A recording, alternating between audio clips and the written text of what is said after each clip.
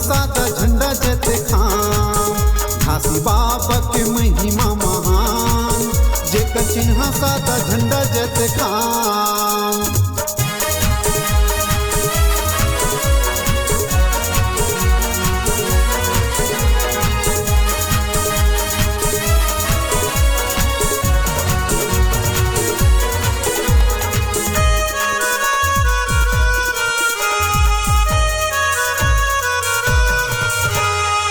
मन के हित बर करे ऐसन काम, रौटी लगा के पंचलाए सतनाम।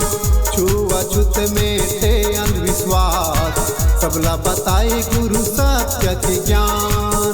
मन के हित बर करे ऐसन काम, रौटी लगा के पंचलाए सतनाम। सत्य ज्ञानी बाबा तोला प्रणाम, कहे मानो मानो एक समान।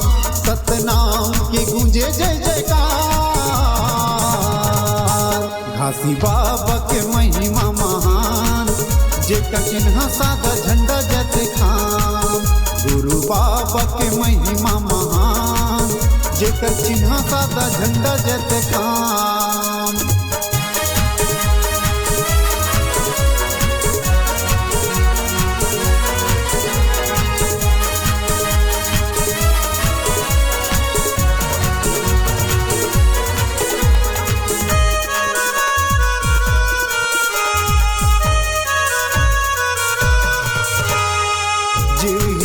के करे रोकथाम, नशा सेवन ला बताए बिना।